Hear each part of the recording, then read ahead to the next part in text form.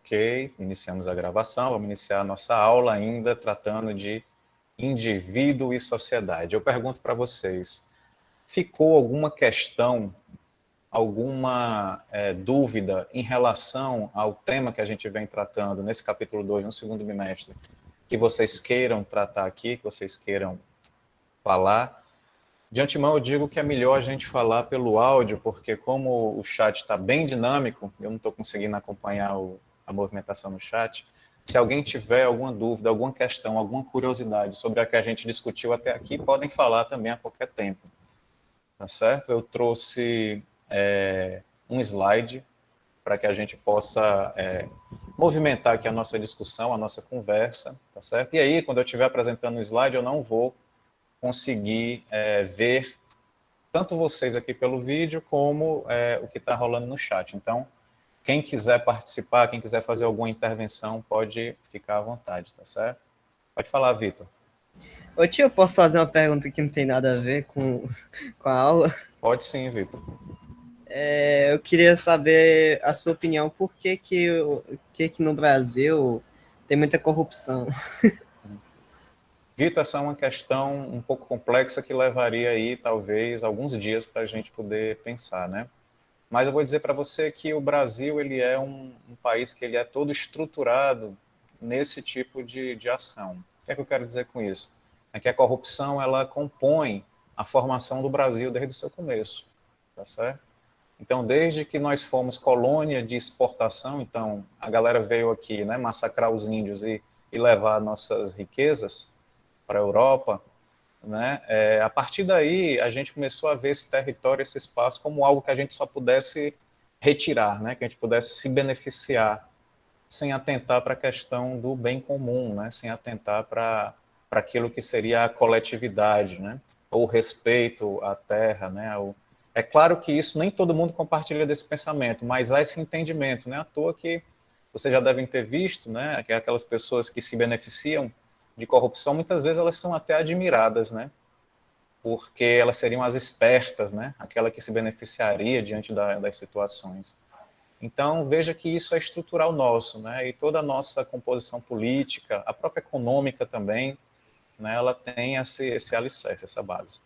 Professor, É impossível a gente resolver isso? Não. Mas é processual, precisa haver vontade, né? Política. A gente precisa mudar também os nossos fazeres, porque nós também, em certa medida, fazemos algumas corrupções, não é isso? Não sei se vocês, quando a gente burla alguma lei, né? Quando a gente. Então aí a gente está também fazendo corrupção, tá certo? Não sei se eu te respondi em relação a isso. Vamos lá. Respondeu sim, tio. Obrigado, Professor, com concordo. licença. Disponha, Vitor. Pois não, pode falar, gente. Peraí, acho Primeiramente, que muito o bom dia, né? Vai lá, Wesley, tá bom. Sim, primeiramente, muito bom dia aí para todos. Senhor, tocando no assunto da corrupção dentro do Brasil. O senhor falou que nós corrompimos, querendo ou não, seja direto ou indiretamente. Mas, pela opinião do senhor, o senhor acha que isso é certo ou apenas é uma natureza do ser humano? Não, Wesley, eu não acho que isso é certo, não. Tá? O que eu falei é que isso foi constituído historicamente, né, socialmente. Então, eu não acho que a natureza do ser humano seja corruptível, né? Não. Eu acho que isso a gente vai aprendendo no nosso fazer, né, no nosso cotidiano. A gente vê fazendo, a gente acha aquilo interessante, a gente se beneficiar e acaba exercendo aquilo. Mas não é certo, não. A gente precisa. E aí as leis estão aí para isso, né? As regulações, as nossas discussões, talvez as nossas aulas também, para que a gente possa encarar isso e tentar resolver da melhor forma possível, né? Eu acho que o Francisco levantou a mão aqui. professor, o senhor tinha dito que tem pessoas que admiram a corrupção, mas por Isso. quê? Pois Por é, quê? Francisco, essa está assim, é uma questão subjetiva, né? Por que que eu posso admirar alguém que faz a corrupção? Porque eu posso achar que ela se beneficia diante né? Ela, por exemplo, ela desvia recursos, desvia dinheiro. Então, essa pessoa, algumas pessoas compreendem que ela seja uma pessoa esperta, né? Que ela consegue se apropriar daquilo sem sofrer nenhum tipo de sanção, né? Sem Sim, então, algumas pessoas acham que, principalmente aquelas que acham que o consumo, né, que é um temático que a gente vai discutir aqui hoje, que ter dinheiro seria algo que estaria na nossa pretensão máxima, né? Então, por isso que algumas pessoas acham que pode ser interessante isso. Não digo todos e todas, né? Mas algumas podem. Obrigado. Vai lá, disponha, Francisco. Vai lá, Vitor. Professor, tem até uma questão, né, que eu não sei onde é que eu vi, mas foi de Platão, quando, num livro dele, que ele discutia sobre a justiça, onde o Sócrates ele defendia a justiça e Transímaco defendia a injustiça. Transímaco defendia a injustiça dizendo que a injustiça era do mais forte. O senhor concorda Vitor, tu pode dizer de novo? O Sócrates, ele concordava com a justiça. E quem que concordava com a injustiça? o Sócrates ele defendia a justiça e o Transímaco defendia os injustos. Sim. E qual era o argumento do... Como era? Zímaco? Transímaco. Sei lá Zímaco, como é que fala. filósofo. Qual era o argumento dele para defender os O injustos? argumento dele era de que os injustos eram as pessoas que, como é que pode se dizer, só se beneficiavam com isso. Os justos eram aqueles bonzinhos que não se beneficiavam com nada disso. Então ele defendia que ser injusto era bem melhor do que ser justo, pois a justiça não gerava nada para as pessoas. E a injustiça gerava. Isso. Essa era a compreensão do filósofo, né, que você citou aí. Como a gente vai ver na aula de hoje, existem perspectivas. O que é isso? São visões diferentes e distintas, né, sobre as coisas. Então, certamente, ali naquele tempo, o diálogo entre Sócrates e esse outro filósofo que você citou, né, cabia também o dissenso, cabia também a diferença, né? Cabia eles pensarem de forma diferente. Então, mesmo os autores que a gente está discutindo aqui, vocês vão ver que há também percepções distintas. E a sociologia, ela quer compreender por que isso acontece, né? O que é que está por trás da opinião desses autores, desses filósofos, tá? Eu sou a favor e partidário de que o bem, o coletivo, né, o bem comum, ele esteja sempre em evidência, né? Não acho que se beneficiar individualmente seja algo positivo. Inclusive, isso tem maltratado o nosso mundo, tá certo? Através do consumo exacerbado que a gente tem observado, aí a gente vai conversar um pouquinho na aula de hoje. Então, vamos lá, gente. O debate é muito bom. Nós temos aí 3 anos, felizmente, para estar discutindo essas questões. Infelizmente, eu não consigo acompanhar a discussão no chat. Quem quiser vai falando no áudio, tá bom? Eu vou aqui colocar... Alguém quer falar? Professor, o senhor vai estar com a gente nesses 3 anos? Vou sim, Francisco, né? Eu entrei pelo processo de concurso público, então eu sou um professor efetivo, né? Ah, eu pensei que o senhor ia sair, que nenhum... estavam dizendo que no primeiro ia ficar um professor, o segundo ia ter outro. Não, vamos permanecer... Se eu sobreviver, nós estaremos aí por 3 anos, tá certo? Certo. Eu acho que o que troca de professor é o da matemática, os outros continuam uns 3 anos, não é isso? Ah, certo. O que há, geralmente, essa troca de professores tem a ver com a questão do professor temporário, né? Que tem um contrato com tempo definido. Então, às vezes, acaba o contrato e aí o professor tem que sair, entra outro. E no nosso caso, que entrou agora, eu e o professor André, a gente entrou por concurso público, para professor efetivo, né? Então, a gente não é professor temporário, tá certo? O professor de história, ele conseguiu uma licença, não foi? Ele conseguiu uma... Como posso dizer? Ele conseguiu uma vaga maior. Francisco, ele foi trabalhar na gestão, né? Se eu não me engano, na CRED 8, né? Então, ele foi atuar lá, tá certo? Mas ainda dentro do âmbito da SEDUC, tá bom? Então, vamos lá, gente. O debate está bom, mas a gente já conversou aqui por 10 minutos. E o debate no chat também está interessante. Deixa eu colocar aqui o slide, tá certo? Qual é o tema da aula de hoje, prof? Identidade social. Você sabe o que é isso? Não, nunca nem vi. Não, Vitor? Então vamos discutir sobre isso, tá certo? Então vamos lá, o debate está bom no chat, eu queria até participar. Gente, a partir de agora eu vou estar apresentando o slide, se vocês quiserem falar, pode falar a qualquer tempo, tá certo? Vamos ver se a gente consegue cumprir o nosso... Estou gostando do debate de vocês, do interesse de vocês em discutir as temáticas que nos atravessam.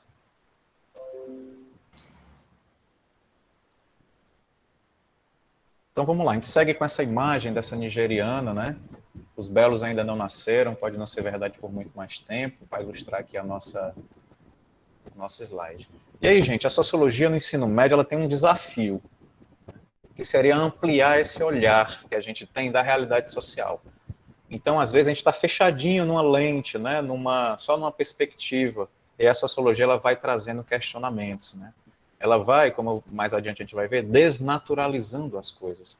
Então, a gente começa a ampliar o nosso olhar. Ela tem essa razão de ser, a sociologia, né? Vocês estão conseguindo ver os slides? Sim. Sim. Então eu trago essa imagem do livro, na página 56, Relatividade, né? E aí ela mostra a diversidade de perspectivas que tem. Então vocês estão vendo aí pessoas que estão subindo numa direção, outros estão descendo em outra, outros estão sentados como se fosse na parede, né? Outros estão subindo num sentido ou outro. Alguém quer falar? Eu não estou vendo uma pessoa não, professor, estou vendo só a escada. Só a escada é porque talvez esteja pequeno, né? Mas, ó, meu mouse aqui tem uma pessoa, tá certo? Subindo uma escada. Aqui tem outra pessoa. Aqui tem uma pessoa sentada num banco, tá? Aqui tem outra pessoa descendo a escada. Então, se vocês quiserem ver com mais nitidez, na página 56 do livro, ela está presente. O que é que ela mostra? Que existem várias perspectivas, né? Então, um fenômeno social, uma coisa, ela pode ser vista de várias perspectivas, tá certo? E tá tudo bem isso. A gente não precisa ter aquilo que chama de pensamento único, pelo contrário, né? A diferença, a diversidade de pensamentos, ela é importante para a gente. Importante para a democracia também, tá certo? E importante para a sociologia. Então, essa imagem, ela traz essa ideia de várias perspectivas. Você pode olhar de diversos ângulos essa imagem, tá? E aí, gente, a sociologia, ela parte do pressuposto de que o olhar sociológico, né, e a forma de produzir conhecimento admitem diferentes perspectivas, tá certo? Para olhar para um mesmo fenômeno social. Tá? Então, eu posso olhar a corrupção, que foi o tema que vocês trouxeram aqui no início, de um jeito, ou eu posso olhar de outro, eu posso achar que todo mundo é corrupto, que ninguém presta, que no Congresso ninguém presta, mas eu posso achar que existem pessoas no Congresso Nacional que tentam combater de alguma forma isso, pensam diferente, tá certo? Então, eu posso ver esse fenômeno de diversos ângulos, tá? E aí, a sociologia, ela investe em uma sensibilidade, um interesse nas questões da nossa vida. Então, o que vocês trazem do cotidiano de vocês é de suma importância para estar pensando na sociologia, porque ela se interessa por isso, tá? E ela exercita, gente, um olhar que é de estranhamento, de desnaturalização. Estranhamento não é você ficar chateado, achar estranho, não. É você ver aquela coisa que acha natural, né, que acha que acontece porque tem que acontecer, e aí tentar compreender por que aquele fenômeno acontece daquele jeito. Isso é o chamado estranhamento. É você estranhar aquilo que seria natural, que já seria dado, né, que não teria jeito da gente mexer e mudar. Então, o estranhamento... Pois não. O senhor pode repetir? É que eu não estou entendendo muito bem, não, o que o senhor está falando. Tranquilo, posso repetir sim, né? Primeiro é que a sociologia ela tem interesse nas questões da vida. Acho que isso ficou claro para vocês, né? Da vida cotidiana nossa, da vida em sociedade. Tudo bem isso? Tranquilo? Até aí tá tranquilo. Até aí tá ok, né? Mas ela age, o método da sociologia é para que a gente não ache que tudo é natural. O que é natural? É que acontece porque tem que acontecer. Tudo na nossa vida, gente, ela é construída socialmente. Ela é de uma construção, ela é de um processo. E às vezes a gente acha, não, isso aí acontece porque, enfim, acontece, né? Mas não. Todos os fenômenos sociais, tudo que acontece na nossa vida, ela tem uma série de causas, uma série de elementos. Então, a sociologia ela faz com que você compreenda essas causas, você compreenda todos os elementos que atuam nesse fenômeno social. Você desnaturaliza a sua visão, tá certo? Você abre seus horizontes, tá? Você coloca uma lente que você consegue enxergar coisas que você não estava enxergando.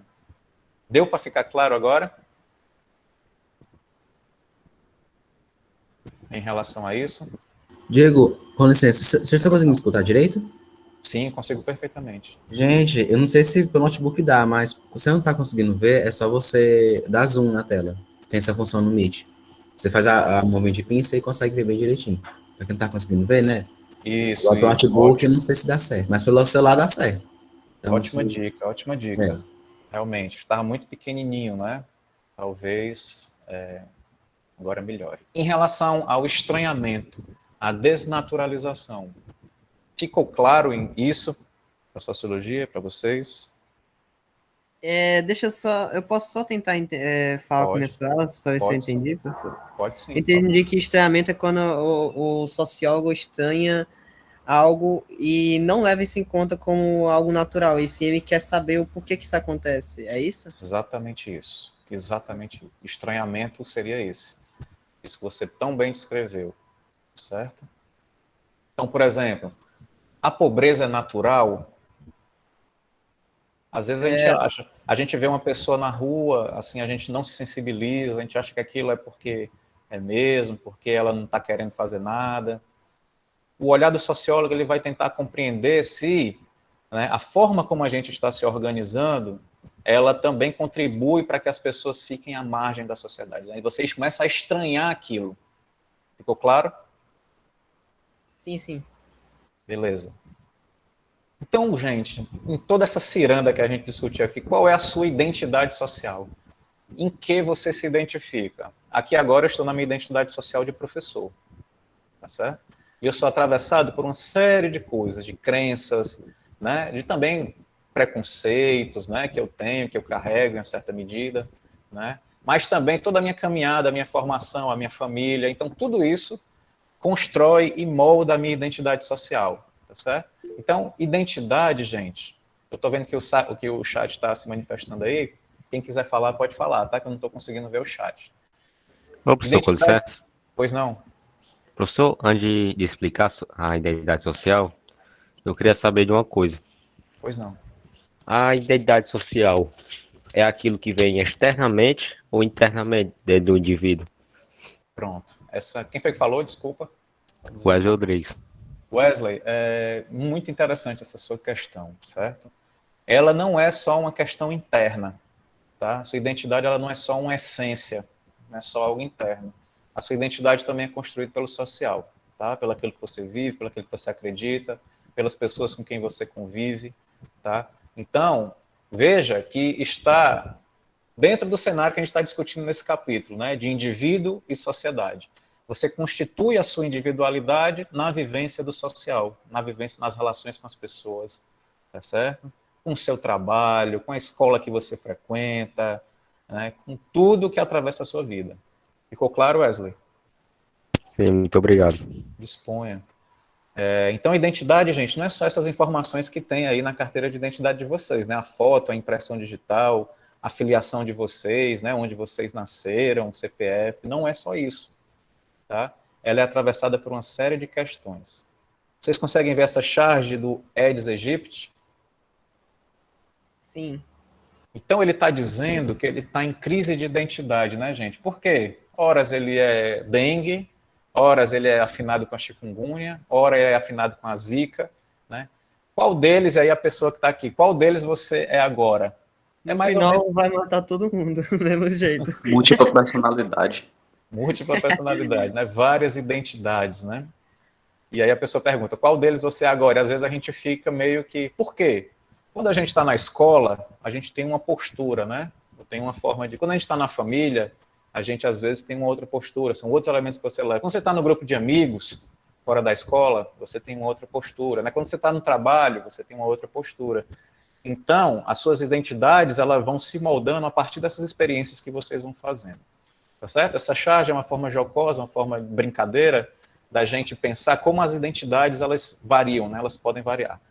Mas nós não podemos depender delas, né, professor? Assim, muitas vezes a gente lança mão delas, né? A gente lança mão das nossas identidades para poder fazer algo que a gente queira. Mas é preciso ter em mente, né, que essa identidade ela precisa ser aprimorada, né? Ela vai se articulando com aquilo que a gente vai vivenciando, né?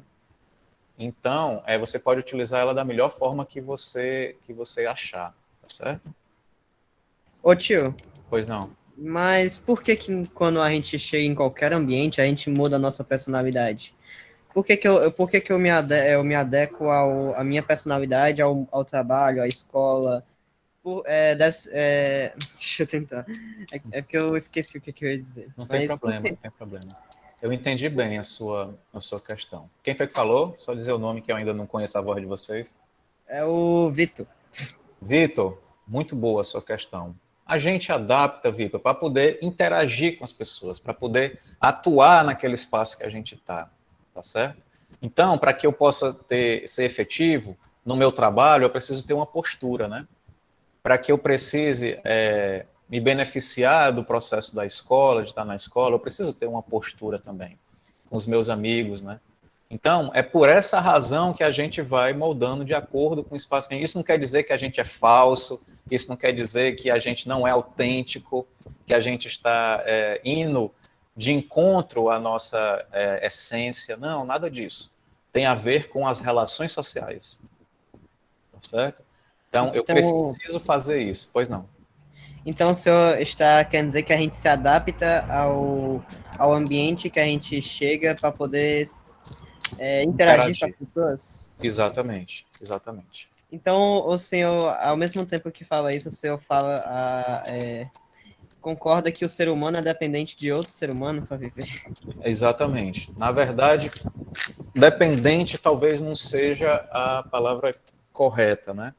Mas a gente precisa da relação social para que a gente possa se sentir minimamente bem, estar em contato com as pessoas, poder interagir em sociedade, né? Vocês observam que as pessoas que vivem mais reclusas, né, que pode acontecer sim, existem aqueles monges, mas mesmo os monges, mesmo aquelas pessoas que estão isoladas, em certa medida ela tem alguma interação, né, ou com outros monges, ou com a própria natureza mesmo, né, mas de uma maneira geral, a maioria da população, a maioria das pessoas, elas precisam desse contato. Não é à toa que o isolamento social causou tanto desconforto, não é? A gente não poderia ir visitar aquelas pessoas que a gente gostava, a gente não poderia ir ao encontro daquelas pessoas, porque nós somos seres sociais, certo? Professor, é antissocial, não é? O que o senhor está tentando dizer? Existem pessoas que se colocam sendo antissociais, né? Mas a gente pergunta, é uma questão que se coloca, né? Será que essas pessoas vivenciam toda a sua potencialidade? Elas estão num processo de adoecimento mental, algo desse tipo, de algum tipo de transtorno? Professor, você pode tudo isso explicar precisa que ser, tipo de doença mental? tudo isso precisa ser avaliado. Existem várias, né? Existem várias. Existe a fobia social, né? Existe a própria depressão, a ansiedade também. Tudo isso pode fazer com que a gente tenha uma postura antissocial, né? Que a gente não queira se encontrar com as pessoas. E isso requer que a gente reconheça que a gente passa por esse tipo de dificuldade e procure ajuda, né? Procure alguma ajuda para tentar superar esse impasse, tá certo? Há uma série de doenças que eu não saberia nominar, né, aqui para vocês, enquanto leigo no campo da psicologia, da psiquiatria, né? Mas há realmente sim isso, e muitas vezes ela está associado a esse tipo de adoecimento, tá certo? E aí, gente, uma outra charge vai tratar das questões das redes sociais, que a gente está muito tomado agora, faz muita parte das nossas identidades sociais, as redes, né? E aqui numa apresentação entre João e o Jim, né? O Jim vai perguntar para o João de onde é que ele é, e o João vai dizer que é do Facebook. Hoje a gente pode, né, pensar nossas identidades também por meio dessas redes sociais. Tá? Então, isso contribui para a nossa construção. Às vezes a gente tem uma identidade nessas redes, vocês concordam comigo? Sim, a gente mascara a nossa vida nas fotos e nos vídeos, hein? Exato. Às vezes a gente está entristecido, né? Mas as nossas imagens elas estão passando, né, uma outra mensagem, né? Uma outra. Principalmente as blogueirinhas. A gente se esconde nos filtros do Instagram. É verdade. A gente acaba utilizando para mudar a nossa, melhorar um pouquinho a nossa Passar um pouquinho apresentação. mais bonitinho. Pra ser mais É, vida. O Instagram salva a gente muitas vezes, viu? É, exatamente. A gente olha e fala assim, meu Deus, por que que não tem filtro no Meet? É tipo isso, me olha no espelho, meu Deus, que horror. Abre a câmera do Instagram, pronto, agora eu tô linda. Perfeita, maravilhosa. então vamos Nem parece solicitar, eu. vamos solicitar a Google, né? Que coloque Feito do filtro Instagram, fica um no gato. Meet, Fazer né? parceria com o filtro do Instagram. Exato, exatamente. Vamos adiante, gente. Então, gente, a identidade social ela é produto direto da nossa interação entre o indivíduo, que somos nós, e a coletividade, tá certo? E é o modo, gente, pelo qual nós percebemos o mundo. Então, é por meio dessa identidade social que eu percebo o mundo, né? Então, eu estou percebendo o mundo enquanto professor, né? Enquanto professor de sociologia da JMF, enquanto estudante de doutorado em sociologia. Então, eu estou percebendo o mundo por meio dessa perspectiva, tá certo? E às vezes a gente percebe o mundo mesmo enquanto influenciador digital, não é? Isso é bem próprio do nosso tempo, tá? Então a identidade social ela faz com que seja uma forma da gente perceber o mundo e uma forma de como a gente age nele, tá? A gente interfere nesse mundo. Até o começo do nosso século, gente, os anos 2000, ali, anterior à década de 80, existia uma certa estabilidade na identidade. O que é que isso quer dizer? Antigamente as coisas não mudavam de uma forma como a gente observa hoje, né? Um movimento muito acelerado de mudança. Então, por exemplo, ali na década de 60, 70, eu tinha a ideia de ser um professor e ficava super tranquilo, estável nessa posição. Gostaria de ter um emprego com carteira assinada, pudesse dar minha aula, e ficava nessa posição até me aposentar, até vir a morrer, né? Então, essa identidade era um pouquinho mais rígida, tá? Hoje em dia, no século XXI, a gente tem uma identidade que se molda e se modifica com mais intensidade, porque parece que as coisas ficaram mais rápidas, né? Tiveram uma mobilidade maior. Então, antigamente, essa identidade era mais estável, certo? Existia uma relativa estabilidade. Tá? Aí eu citei o exemplo do trabalho, né? Antigamente a gente só queria estudar, se formar, terminar, ter um trabalho, você ficava geralmente nesse trabalho a sua vida toda, né? Você ia até a sua morte, você tinha filhos e casava aqueles que desejavam, né? Aquelas que desejavam, e aí sua vida era toda assim, instável, uma identidade bem definida. Então eu era ali o engenheiro, eu era ali o comerciante, né? A vida devia ser um tédio. Ô, professor.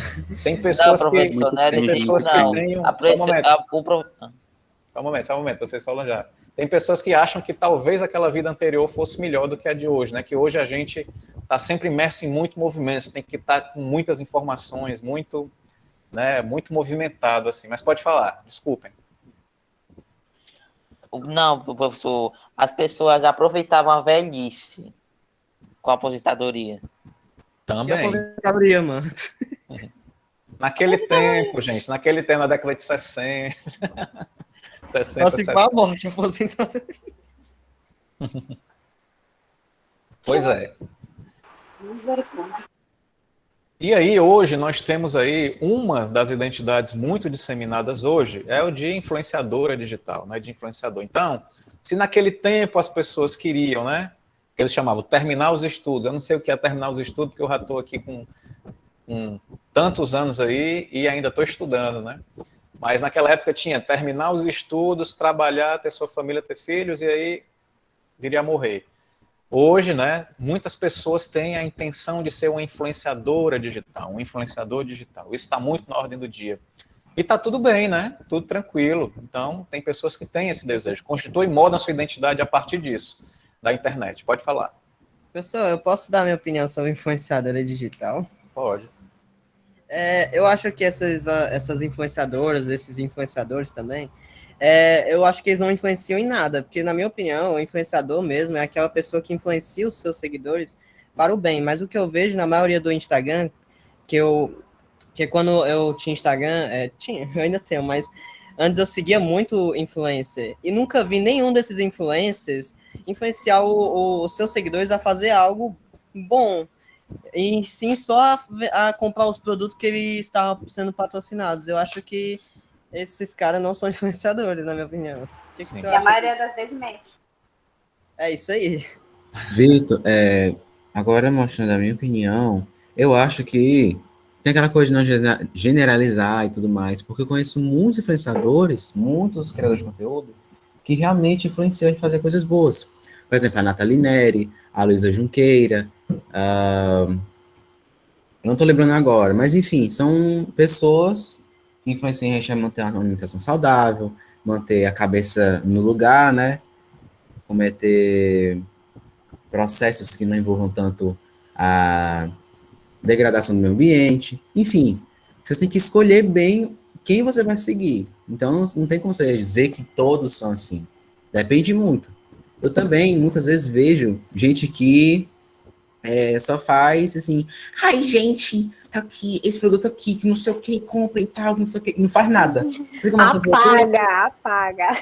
gente, não sei o que, eu comprei leite hidratante, tá aqui, Eu tentei ser blogueira, acabei com a minha saúde que mental. não tem no Brasil, né? Mas, assim, Não comprei tem no lá Brasil, na meninas. Califórnia, mas tá aqui, gente, antes assim, no Brasil, né? Só tenho inveja da Apresentando Jade. produto. Só tenho inveja da Jade porque o que foi no show do Travis Scott ficou do lado da Kylie Jenner. Apenas. Pois é, Apenas. tá vendo? Esse Eu tipo acho de que coisa. depende do influencer. Tipo, tem influencer que aborda um tema no perfil e tem outros que abordam outro, tipo maquiagem e tal. Ai, gente, minhas compras. Isso, depende muito de Verdade. quem você segue. Você tem que filtrar Depende do bem. conteúdo que você consome. Isso, você tem que Então, filtrar meninas, o eu seu vou ensinar para conteúdo. vocês. Exato. Mas Eu concordo. eu acho que é isso. E às Eu vezes a acho que é isso. influência usa esse produto, mas na verdade nem Eu acho gosta. que tem casos e casos. Tem influência que vai lhe mostrar algo produtivo, vai falar sobre coisas que realmente estão acontecendo. Tem influências que falam sobre política, às vezes falam sobre o meio ambiente, como o Felipe mencionou, até mesmo sobre alguma situação no mundo ou até mesmo no Brasil. Agora tem os clássicos, né, que são os da modinha. Vão mostrar o que está em alta, seja uma roupa, um produto de maquiagem, uma música. E às Look do vezes dia, galera! e às vezes esses conteúdos que são os modinhas, na minha concepção, geralmente acabam prejudicando um adolescente, porque às vezes aquele adolescente quer seguir, quer fazer, vai na onda e quando vê, não era o que gostava, às vezes acaba perdendo amizade, às vezes acaba se prejudicando em algum outro âmbito social. Ou seja, para mim tem casos e casos. Eu concordo. As pessoas se comparam muito a uma pessoa que passou 1 ou 2 horas se arrumando para tirar uma foto num ângulo, uma Exatamente. iluminação boa, sabe? Pensa que uma Mas foto eu pode entendo. resumir. Mas, tipo, se uma pessoa quer fazer um conteúdo sobre maquiagem, não tem problema nenhum também. Tipo, vai de cada um. Exatamente. Seguir ou não. Gente, é porque assim, a internet, o Instagram, ele é formado por várias pessoas de várias personalidades diferentes. E nós, os seguidores, os internautas, também temos essas personalidades. Então, vai depender do que você gosta. Às vezes não é errado, a pessoa gosta de moda, tipo, uma pessoa, mesmo que ela não tenha condições para comprar roupa de marca, mas ela assistindo ali, ela tem ideias. Todo mundo tem os seus hobbies, entendeu? Tem pessoas que agora gostam mais de música, aí vai procurar um perfil de música. Tem pessoas que gostam mais de um conteúdo espiritual, aí vai para isso, entendeu? Então, Gente, vai depender da personalidade de cada um. Ai, me segue lá no Instagram também, pessoal. Olha aí, fazendo propaganda. eu achei, assim, eu estou achando muito interessante o debate de vocês. E vocês estão exercendo a lente sociológica para pensar uma temática, né? A influência digital, ela por si só, ela não é nem má e nem boa. Depende da forma como eu a utilizo, não é isso? Depende da forma como eu vejo isso daí. Verdade. Então, tem pessoas que se massacram vendo alguns perfis e tem outras que veem aquilo de boa e tem ideias e tem... Então, isso tem a ver com a sociologia que a gente está discutindo aqui, né? A gente vê essas diferentes perspectivas, vocês trouxeram aí uma série de informações super importantes sobre essa temática, né? Que complexificam, que estranham essa temática. Então, se eu tivesse a ideia de que ser influenciador digital é super ótimo, é super bem sempre, o estranhamento daquilo que a gente tratou antes, né? Tem alguém chegando aqui, peraí, eu vou... O estranhamento, ele faz com que a gente problematize isso, né? Que a gente pense aquilo de uma outra forma, tá certo? Vejam a importância da sociologia nesse quesito, tá certo? Queria parabenizar vocês pelo debate de alto nível, viu, gente? Muito bom mesmo. Depois vocês fazem a propaganda aí dos influenciadores e influenciadoras que vocês acham interessante, né? Inclusive, a primeira atividade eu propus para que vocês pensassem a partir do Instagram, né? Os perfis de sociologia que lá tinham, trazendo informações bem interessantes, né? Então, Vamos adiante. Vocês conhecem essa figura aqui, Gilberto do Vigor. Gil do Vigor. Quem é? Você quer... Eu não sei se vocês conhecem essa Não, figura. conheço não. Eu acho que É é do uma figura BBB, anônima. galera, do BBB. Acho que é uma O figura Gil? anônima. É o Gil? BBB? O que é O BBB? Gil, é. O Gil. Isso, é o Gil. Gil do Vigor. É O Gil do rei da Vigor, gente, cachorrada. ele eternalizou a cachorrada e eternalizou o Brasil tá lascado, né? E o Ai Brasil também. Acho que e já deixou o seu legado. Mas eu trouxe o Gil do Vigor, porque ele tinha uma narrativa, né, gente? Quem acompanhou o Big Brother, acho que vocês não devem ter acompanhado, tem um programa que não tem audiência. Ele, na sua narrativa, ele traz uma vida que ele tinha de muita vulnerabilidade social, né, de muita penúria, de alguma necessidade, e que ele via a possibilidade de ascender, a possibilidade de melhorar de vida na participação no reality show, no caso o Big Brother, né? Por várias vezes ele deixou esse discurso evidente na sua participação no programa, né? Então, as pessoas, elas começam a visualizar a sua mobilidade social a partir, por exemplo, de uma identidade que é moldada nas redes sociais, né? Que é moldada no Instagram, que é moldada na participação desses reais, na exposição da sua figura pública, né? Então, isso está tudo bem, eu só quero dizer que é um fenômeno contemporâneo, é um fenômeno do nosso tempo, né? E vocês sabem, ele também demonstrou aí, ele na fala dele, a dificuldade até ele alcançar, né, gente? Participar do Big Brother não é uma coisa fácil, né? Nós tivemos 21 edições, digamos assim, cada uma com 20. Quantas pessoas estiveram compondo esse programa?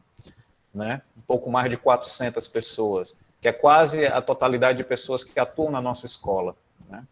Um ambiente bem pequeno de pessoas, mas, no entanto, gera uma mobilização de pessoas querendo participar para poder alçar na vida. Então, em 21 anos de programa, estou terminando aqui, vocês podem falar, em 21 anos, nós tivemos a participação de 400 e tantas pessoas. Então, um universo muito pequeno, mas mesmo assim isso mobiliza as pessoas. Podem falar, pode falar. Professor, por que que no BBB uma pessoa quando entra, né, ela entra de um jeito, aí ela entra com essa personalidade, aí quando ela tá lá dentro do BBB, ela muda total essa personalidade. Por que isso acontece?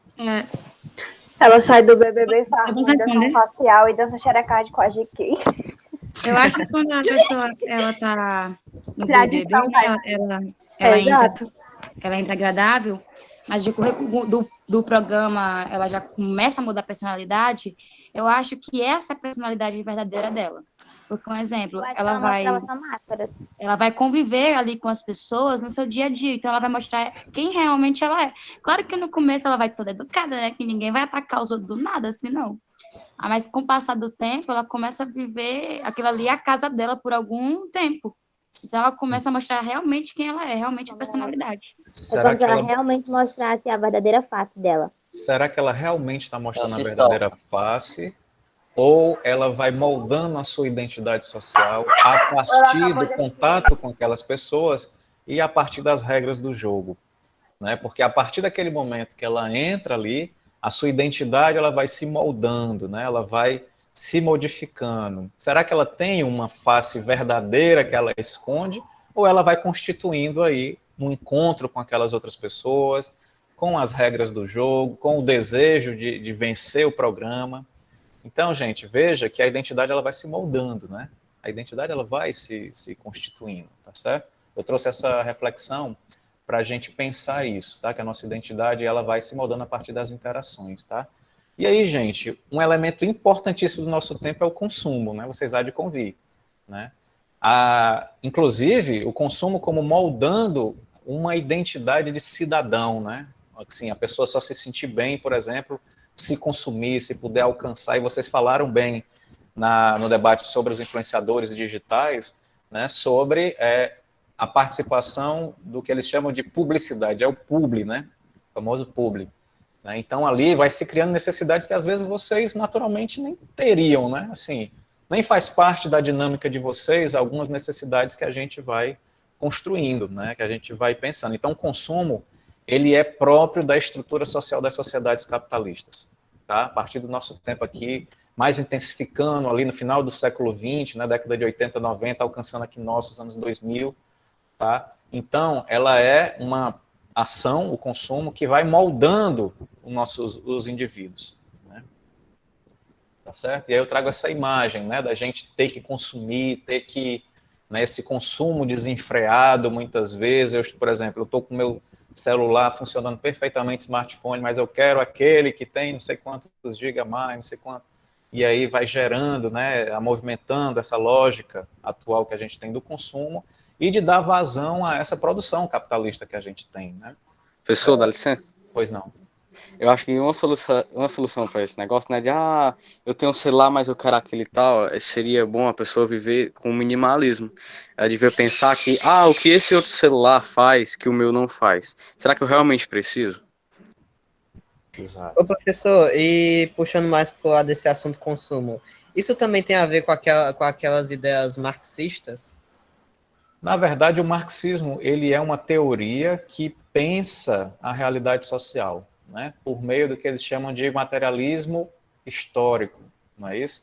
Então, é uma lente que você observa o social, como a lente de Max Weber, como a lente de Durkheim, também observa, desses autores mais contemporâneos que a gente vem trazendo aqui, Norbert Elias, né, Richard Sennett. Então, são lentes, são teorias que fazem com que a gente pense a realidade social.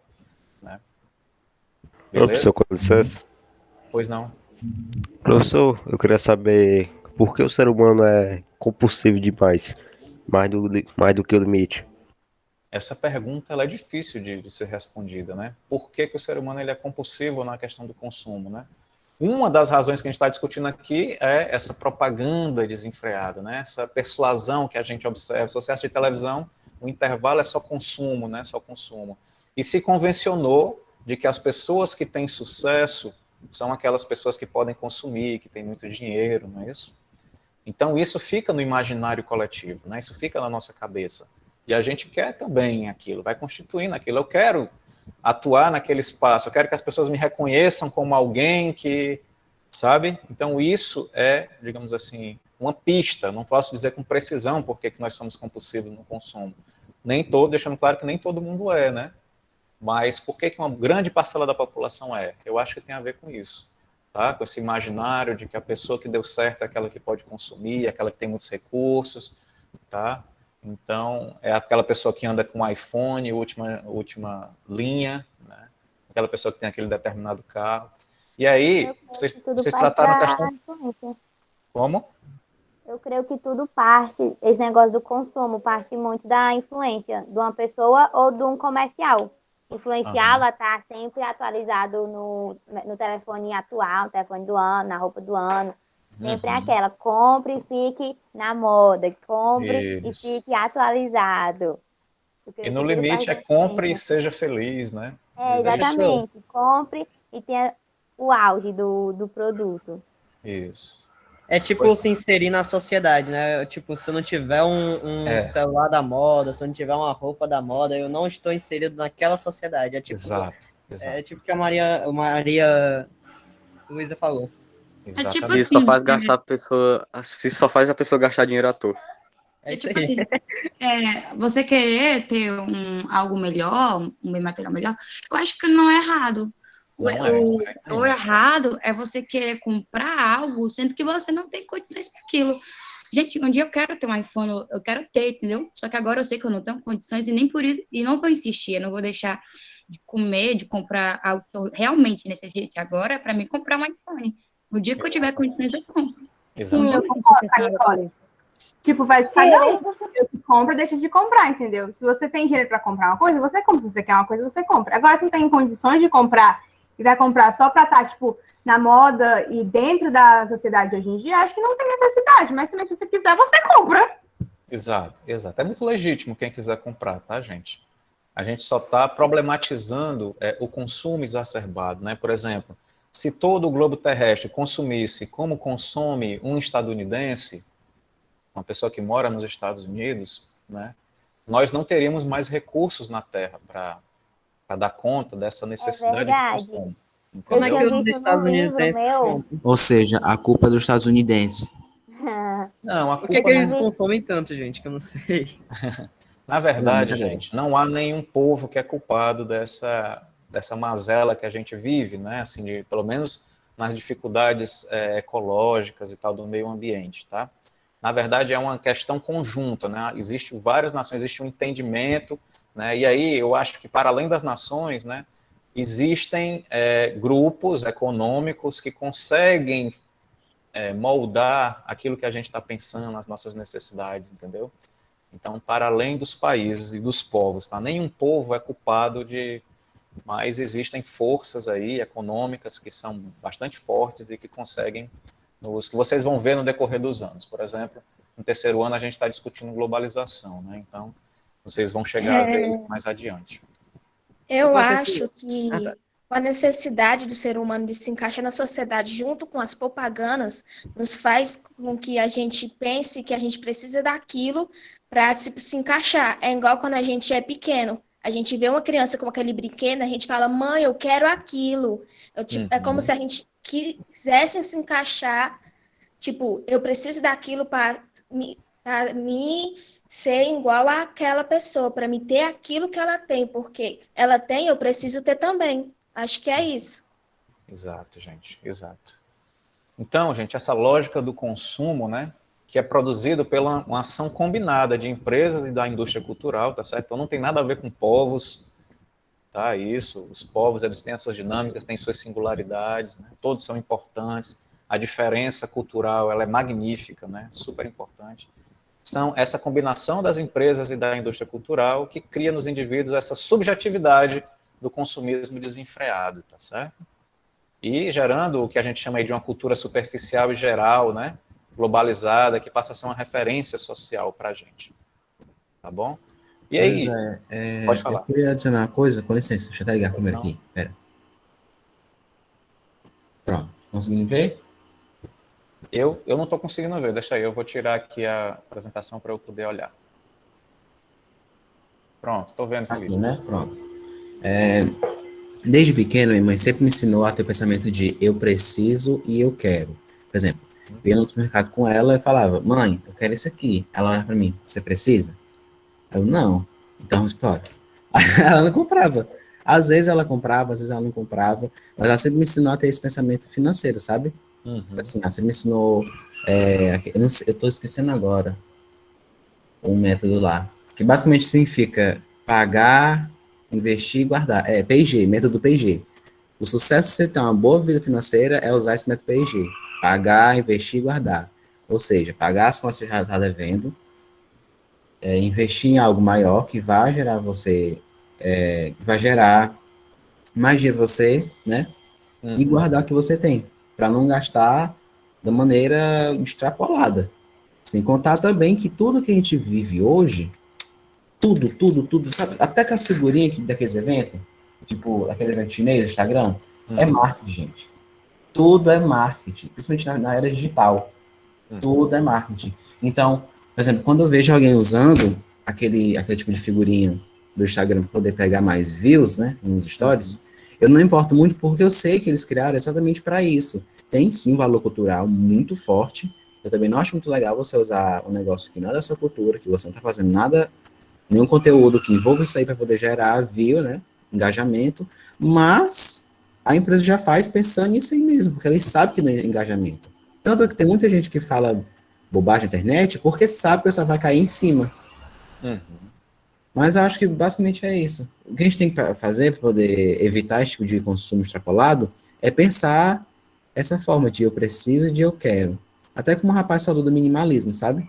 Por exemplo, eu tô com um celular aqui, só que não tem a câmera muito boa e eu quero aquele outro lá. Eu preciso ter a câmera muito boa ou só para tirar foto?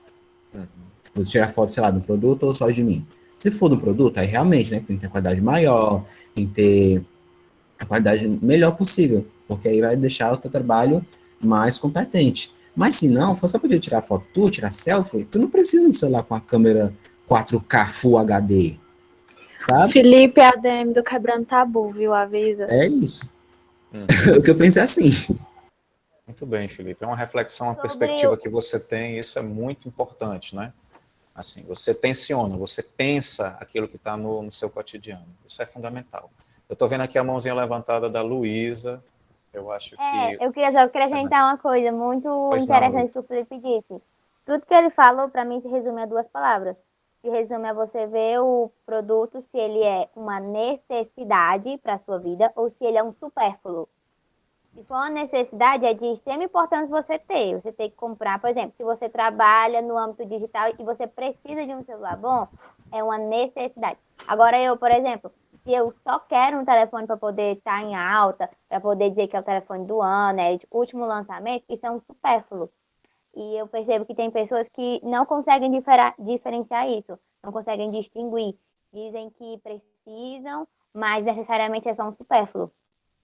E é sempre bom lembrar que, às vezes, é normal você querer algo que está em alta, porque você é influenciado a querer aquilo.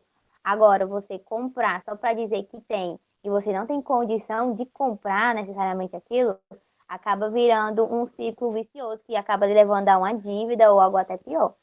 Mas é sempre bom lembrar que aquilo ou é uma necessidade, você tem que avaliar, ou é uma necessidade, ou é um supérfluo para a sua vida. Sempre bom lembrar isso.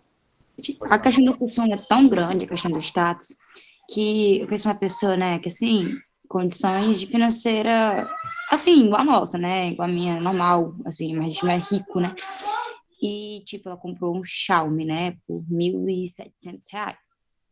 Beleza. Não passou uma semana com o Xiaomi, ela já vendeu para comprar um iPhone, que ela ainda está pagando, e que já deu problema na bateria, já teve que mandar para o conserto, pagar. E ela não tem condições para isso, ainda está pagando outras coisas. Mas tudo isso por status. Eu acho meio sem noção que faz isso. Eu acho que, tipo assim, é também a questão de poder ou não comprar, entendeu? Por exemplo, se eu tivesse condições, eu compraria um bom telefone, um bom notebook, uma boa televisão. E acho que não tem problema não a gente querer o melhor pra gente, entendeu? Mesmo questão assim de tecnologia e tal. Agora, se a gente não pode, mas mesmo assim quer, eu acho um problema, porque a gente vai ficar cheio, que nem a Luísa falou, a gente vai ficar cheio de dívidas e tal. Mas agora, querer o melhor, acho que não tem problema nenhum, não. Isso é verdade, olha. Até um dia desses eu não me importava, eu não queria um PC, um computador. Meu celular tava bom demais para mim, mas no momento que eu entrei no liceu, aí eu já tô precisando de um PC. Não é por questão do só querer, é por questão que eu tô precisando mesmo, entendeu? Mas se eu tivesse condições, eu já tinha comprado. Tipo, a gente tem que viver de acordo com as nossas condições. Se eu não posso, por que eu vou querer algo que não entra no meu bolso? Não dá para me pagar. É por isso que, às vezes, a questão da classe social é isso, porque muitas vezes as pessoas consomem mais do que aquilo que elas podem. Muito bem, o debate está muito bom. Tem mais uma pessoa que levantou a mão. Acho que pode falar, se quiser. Senão a gente vai dar prosseguimento, que já são 11h15, um debate muito bom e a gente vai ter outros momentos. Não, tio, vamos botar até 5 horas a aula. Infelizmente não dá, cara. Né? Tô vendo o Felipe ali, ficou um pouco receoso. Como assim já se passou mais de... Quantas horas que passou que eu não sei? Já estamos aí com... A cara do Felipe foi ótima. A conversa é eu tenho que fazer, gente. Quase uma hora. A cara do Felipe, meu Deus. Então, eu tô achando um debate muito interessante, tá, gente? Tô achando muito interessante. Concordo com a Vitória também. Né? Já tá acabando. O consumo, ele é uma necessidade da nossa vida. Tá? A questão é como eu lido com ele. Né? Esse é o debate, é o que a gente está pensando aqui. Tá certo? Então é super legítimo a gente realmente desejar aquilo que é o melhor para a gente, tá certo? Não tem problema algum. Então vamos lá, tem alguns autorzinhos para eu mostrar aqui para vocês. Tá? Esse consumismo. E aí eu trago esses 3 autores para mostrar como tem diferentes perspectivas. Felipe trouxe a ideia do minimalismo, né? É uma perspectiva de vida, aquelas pessoas que querem ter o mínimo possível, né? Não foi eu não, foi o Fernando Pereira que disse primeiro. O Fernando, né? Desculpa, o Fernando, ele traz essa questão importante. É um documentário que está no Netflix, para quem quiser assistir, se eu não me engano, se não tiver saído. Mas ele vê a vida como mais interessante se a gente tiver menos coisas para carregar, né? Menos coisas assim nas nossas costas. É legal, é uma perspectiva de vida, não que eu queira que seja hegemônica, não é isso, né? Aqui eu não quero nada, eu só quero que a gente tenha esse olhar um pouquinho mais ampliado dos fenômenos sociais. Então eu trago aqui esse Néstor Canclini, que é um argentino, radicado no México, onde ele vai falar a importância do consumo, tá, Vitória? Você está certa, né? Ele analisa o consumo de uma forma positiva, como a principal marca do nosso século, da sociedade do nosso século XXI. E ele também gera identidades sociais. né? Ele gera também a presença de coletividades, né? Ele vai constituindo isso. E o consumidor ele pode estabelecer laços sociais com outros consumidores e criar diferentes modos de intervenção na estrutura social, diferentes formas de intervir na sociedade por meio do consumo, certo? Stuart Hall é um jamaicano, radicado lá na Inglaterra.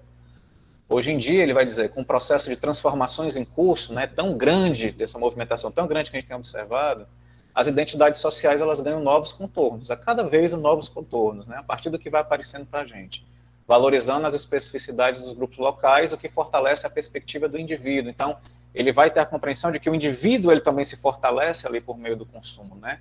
Ele apresenta, ele vai se constituindo a sua identidade social, tá? E também vai participando de grupos, né, de grupos locais. E também, gente, é importante saber que o consumo ele não se dá só com produtos que são de empresas transnacionais, vou citar aqui a Xiaomi, a Apple, né, e outras, mas também o consumo que se dá no âmbito local, né? O que é importante, eu vi aqui no chat a referência à pizzaria, inclusive eu quero ir para esse rodízio com vocês aí, qualquer dia que a gente puder, né, todo mundo vacinado, com a pandemia controlada, a gente conversar um pouquinho nesse rodízio, poder se divertir um pouco. Isso tem a ver com o consumo local, né? Tem a ver com a valorização daquilo que está no nosso entorno também, de suma importância para uma sociedade que esteja, um coletivo, que esteja sadio, né? Que a gente consiga ali envolver todo mundo e todo mundo poder se prover.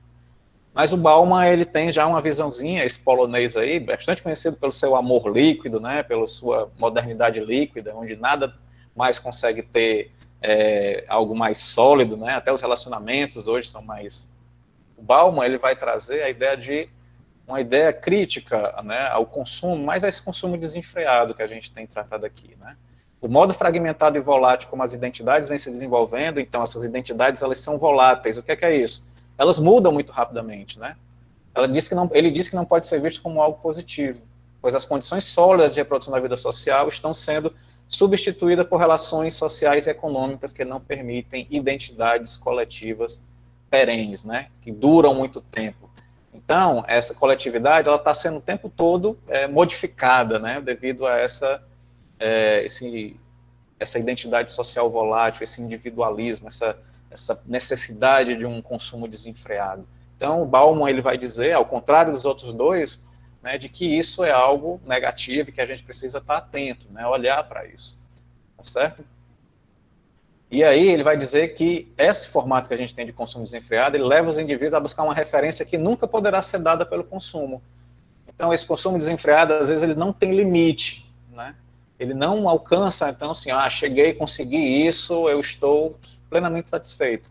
Não, aí eu comprei aquele carro, eu quero aquele outro carro melhor, né, assim, com 6 meses de uso e tal. Então, isso é para a gente pensar, tá certo? Eu não estou dizendo que é certo, que é errado, eu estou trazendo pensadores que tratam dessa temática e que a gente possa facilitar para que a gente pense, tá?